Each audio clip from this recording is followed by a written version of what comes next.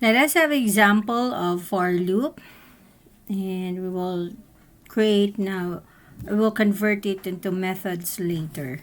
So we have write a program to print numbers from 1 to 10. So the solution is as simple as we have for loop wherein our value of I is we initialize it with 1 and we will end up to 10 because I is lesser than or equal to 10. And we will move 1 because our incremental value is 1. So that's why when we when we execute this program, the result is as simple as a value of 1 to 10, which is the value of our I. And why is it that the difference is 1 is because of the incremental value that we put here, which is 1 also. So I plus plus means I plus 1. So if we will increment it by 2, we could simply express this into that way.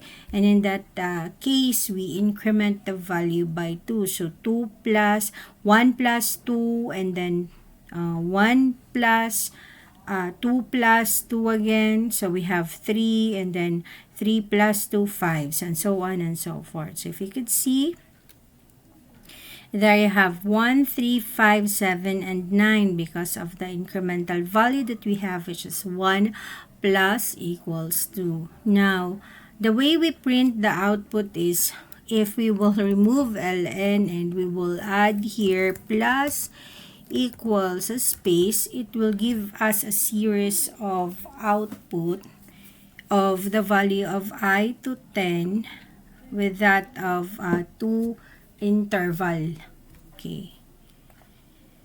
So there you have 1, 3, 5, 7, and 9. So if you would like to start with 0, and then you will have the simple even numbers from 1 from 0 to 10.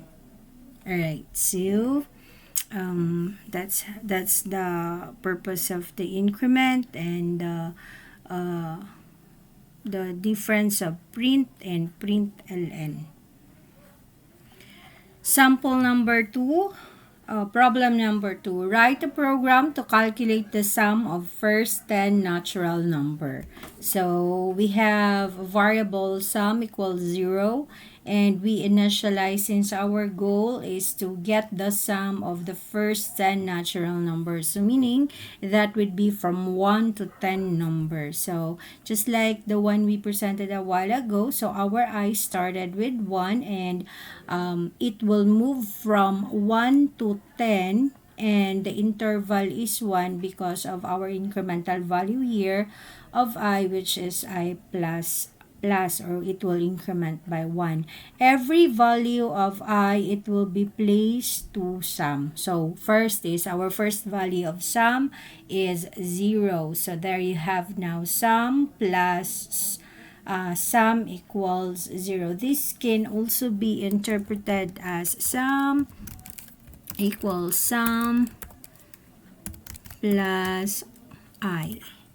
So the meaning of this equation is as simple as sum equals sum plus I. So every value of I, which is from 1 to 10, will be added to itself. So 1 plus 2, 3, 3 plus 3, then 6, 6 plus 4, and so on and so forth. So let us, and then lastly is it will display now the value or the accumulated value of sum. So we will see the result. Okay, we have here 55. How are you going to display it also? The value of, you can combine.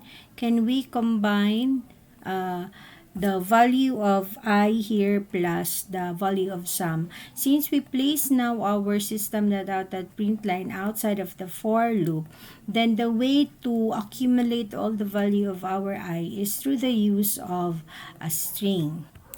Now, this will serve as our output repository or our output variable. The output of all the value of our I.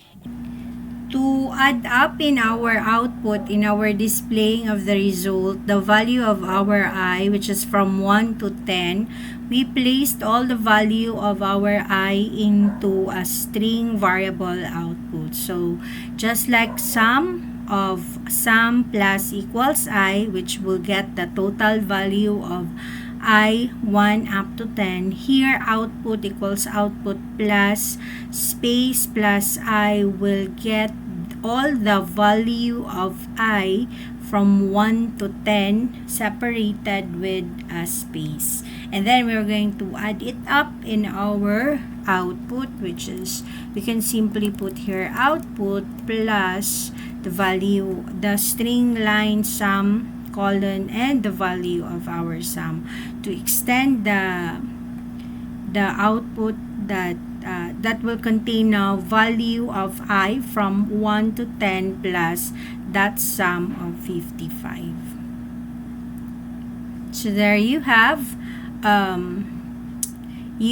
now 1 to 10 we forgot to place a space here, so to separate now the sum. So we display now the value 1 to 10 using this line, accumulating the value of our I from 1 to 10 and place it into a string variable, and then place it or add it to our final displaying of output, which is output. This is our output plus the string text sum and then the value of our sum. Problem number 3, a program that prints the multiplication table of the given number. So we have, of course, we have a given number, and our given number is 5.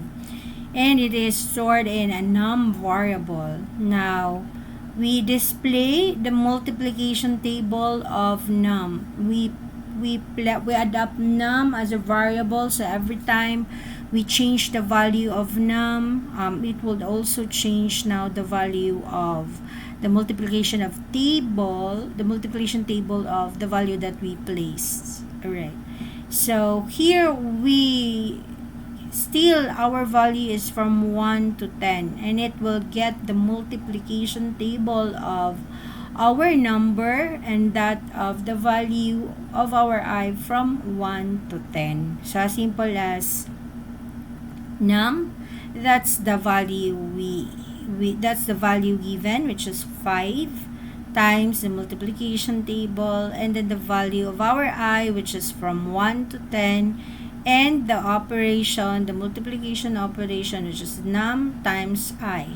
So that's I from 1 to 10. So the result is as simple as we have 5, that's the value of our num, that's num here 5, and our value of I is from 1 to 10, and the interval is 1 because our command here, the increment value that we put or place is just 1. So the interval is also 1. So we have 1, 2, 3, 4, 5, 6, 7, 8, 9, 10. So that's our value. That's the value of our I. That's from 1 to 10. And this 5 here is the value of our nums. If I will change it to 10, and that will make us 10 times 1. How does these things happen? Because we have here num, that's the value, that's calling the value of our num, then x, then the value of our I, which is again, I will repeat, from 1 to 10. There you have the result. So 10 is our new value of num, and 1 up to 10 is the value of our I. So you have 1 to 10 as the value of our I.